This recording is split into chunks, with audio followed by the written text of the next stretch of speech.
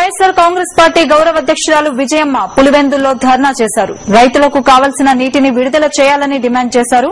మహానేత వైఎస్సార్ విగ్రహానికి పూలమాల వేసిన విజయమ్మ చేపట్టిన దీక్షకు అన్ని వర్గాల మద్దతు లభించింది.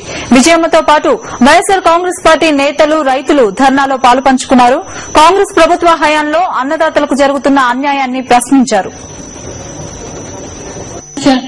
మరి ఎందుకు ప్రభుత్వం స్పందించకుండా ఉందో కూడా తెలియని పరిస్థితి. మరి ఈ రోజు ఈ పరిస్థితులన్నీ రావడానికి ప్రభుత్వ నిర్లక్ష్య ధోరణి కారణం అనిపిస్తా ఉంది. అంతేకాకుండా ముందు చూపు లేకుండా సమర్థత లేని నాయకులు మనకు ఉండడం వల్ల ఇవి జరుగుతా ఉన్నాయి. ఇవాళ ఆ రోజు రాజశేఖర రెడ్డి గారు ఇదే పరిస్థితి, ఇట్లాంటి పరిస్థితే రాజశేఖర రెడ్డి గారు సీఎం అయినప్పుడు మొదటి సంవత్సరంలో ఇట్లాంటి పరిస్థితే వచ్చింది. ఆ రోజు ప్రధానమంత్రితో మాట్లాడి ఆ రోజు వడ్డీ మాఫీ చేయించిన పరిస్థితి ఉన్నింది. ప్రధానమంత్రి ఇంతగా రైతులు కష్టపడతా ఉన్నారా అని చెప్పి ఆయన ప్రధానమంత్రి ఫండ్లో నుంచి 1000 కోట్లు, ఆ రోజు రాష్ట్ర ప్రభుత్వం మరొక 1000 కోట్లు వేసి ఆ రోజు రైతులందరికీ వడ్డీ మాఫీ చేయడం జరిగింది. ఇన్పుట్ సబ్సిడీ తెప్పించడం జరిగింది. మనసు ఉంటే మార్గం ఉంటుంది. మరి ప్రభుత్వానికి మనసు అనేది లేదు. రైతుల సమస్యలు అసలు పట్టించుకునే ఇదే లేదు. మరి రాజశేఖర రెడ్డి గారు అయితే రైతు బాంధవుడుగా ఆయన రైతుల కష్టాలు తెలుసుకుని, అంటే ఎందుకంటే 70% మంది మన దేశంలో రైతాంగం మీద, వ్యవసాయం మీద ఆధారపడి ఉండే పరిస్థితులు ఉన్నాయి. కాబట్టి ఆయన రైతుల గురించి చాలా ఆలోచన చేసేవారు. ప్రతిది కూడా విత్తనాల గురించి, ఎరువుల గురించి, గిట్టుబాటు ధరల గురించి, కరెంటు గురించి అన్ని కూడా స్వయంగా ఆజమాయిషీ చేసేవాళ్ళు ఆ రోజుల్లో చేశారు. కాబట్టి ఏది కూడా రేట్లు ఎక్కువ లేకుండా ఉండేటి. ఆ రోజు విత్తనాల విషయానికి వస్తే ఆ రోజు విత్తనాలు, ఈ రోజు సబ్సిడీ విత్తనాలు రైతు వర్షం పడింది, మరి ఈ రోజు పొలంలో ఉండాల్సిన రైతు విత్తనాల కోసం క్యూలో నిలబడి లాఠీ చార్జీ దెబ్బలు తినాల్సిన పరిస్థితి వస్తా ఉంది. బ్లాక్ మార్కెట్ లో విత్తనాల రేటు చాలా ఎక్కువ ఉంటా ఉంది. బ్లాక్ మార్కెట్ లో కొన్నా కూడా నకిలీ విత్తనాలు దొరికే పరిస్థితి ఉంది. ఆ రోజు రాజశేఖర రెడ్డి గారు పీటీ విత్తనాల కోసం ఆ రోజు శాన్ మాంటోని మల్టీనేషనల్ కంపెనీతో తలపడి సుప్రీంకోర్టు వరకు పోయి 1800 ఉన్న రేటు 650 రూపాయలకు తగ్గించుకొచ్చిన పరిస్థితి ఆ రోజు మన రాష్ట్రానికి కాదు, దేశానికి కాదు, బీటీ విత్తనాలు ప్రపంచంలో ఎక్కడ పండిస్తా ఉన్నా కూడా వారందరూ, ఆ రైతులందరూ కూడా మేలు చేయడం జరిగింది. అలాగే జరిగేది ఆ రోజుల్లో. మరి ఈ రోజు ఎరువుల పరిస్థితి చూస్తే 12 సార్లు ఎరువుల రేటు పెంచడం జరిగింది. మరి 300% పెరిగిందట. మరి ఈ రోజు ప్రభుత్వమే చెప్తా ఉంది 80 లక్షల హెక్టార్లలో పండించేదని చెప్పి దానికి కావాల్సిన ఎరువులు 27 లక్షల టన్నుల ఎరువులు కావాలి, అంటే కాంప్లెక్స్ ఎరువులు కావాలని చెప్పి చెప్పడం జరుగుతా ఉంది. 15 లక్షల టన్నులు ఈ రోజు యూరియా కావాలని చెప్తా ఉంటే దాంట్లో 15% కూడా దొరకడం పరిస్థితి ఉంటా ఉంది.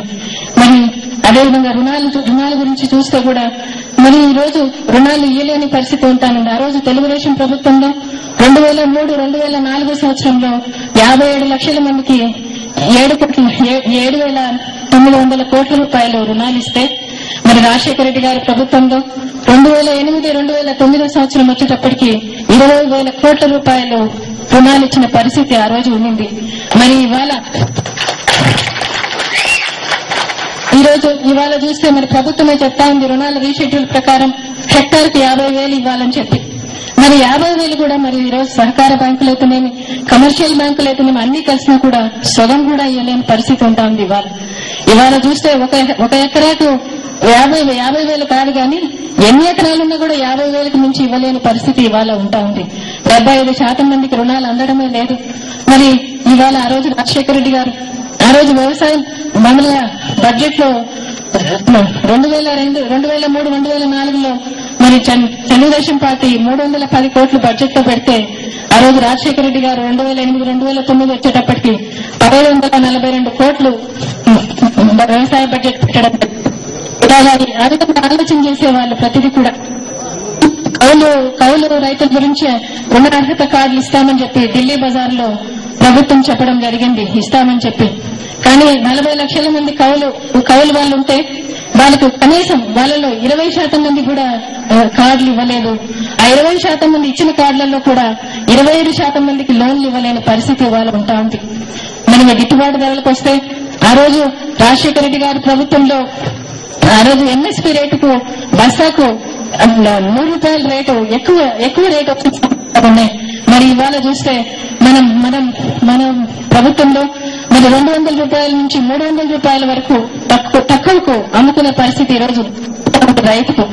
మరి ఈ రోజు నష్టపరిహారంగా మరి 2010-11లో నష్టపరిహారం ప్రభుత్వమే ప్రకటించింది. ఆ రోజు అకాల వర్షాల వల్ల నష్టం వచ్చిందని చెప్పి 1816 కోట్లు ప్రకటిస్తే దాంట్లో సగం కూడా ఇయ్యలేని పరిస్థితి ఉంటా ఉంది.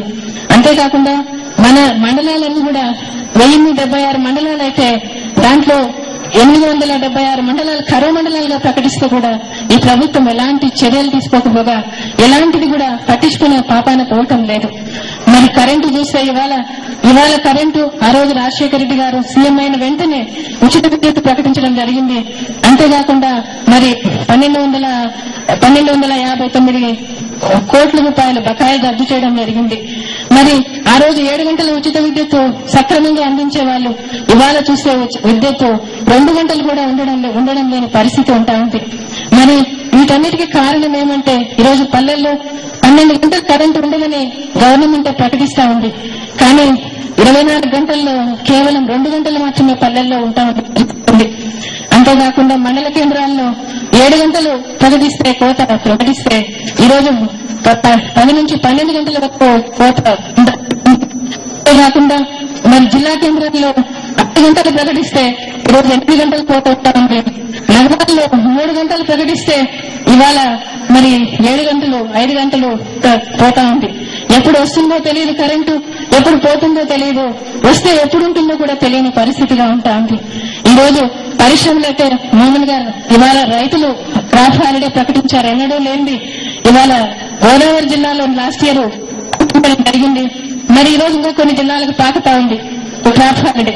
మరి ఈ రోజు కరెంటు కూడా పరిశ్రమలు హాలిడే ప్రకటించడం జరుగుతూ ఉంది.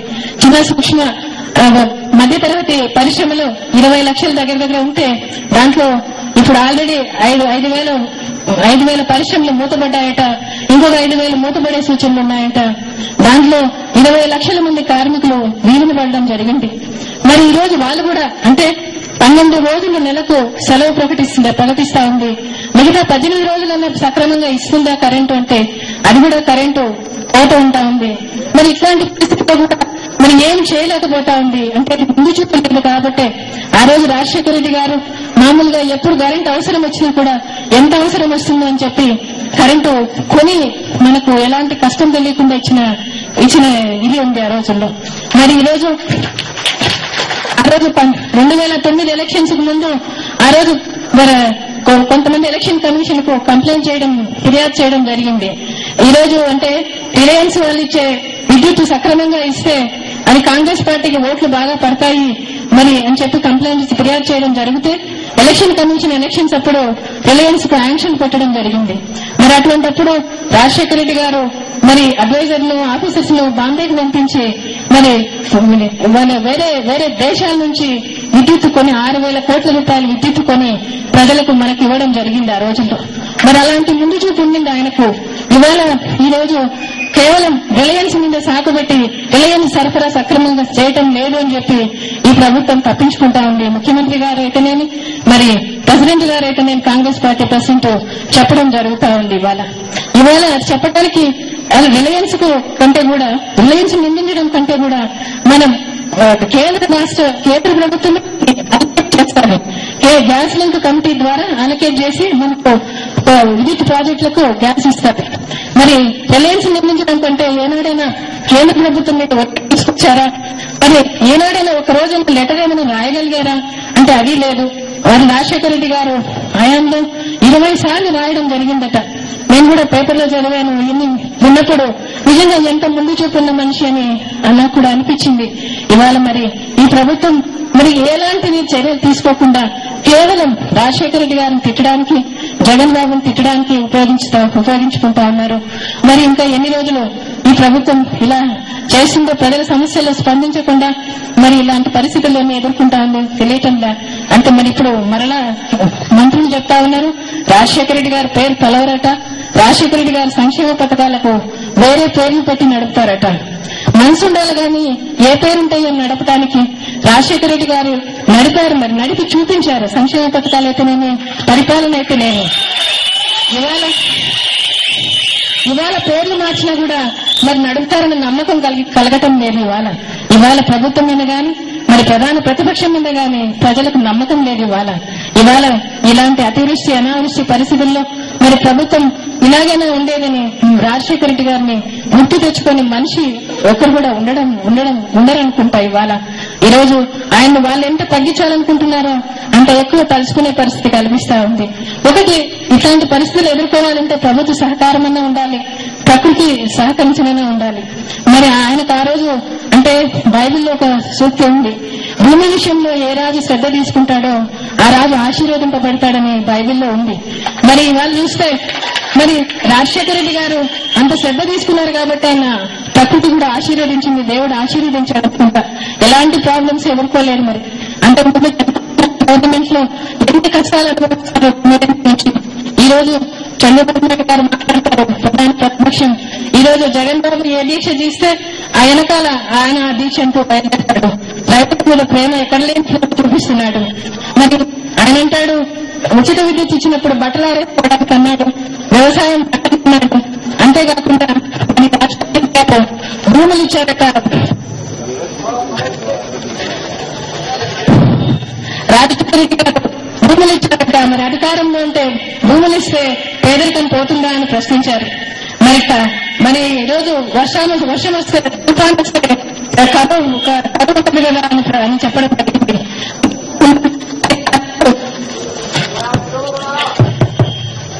ఆ రోజు మరి ఈరోజు పంటలు పండకపోతే మరి అంటే పంటలు ఎండిపోతే కరెంట్ ఎందుకు అని ప్రశ్నించాడు.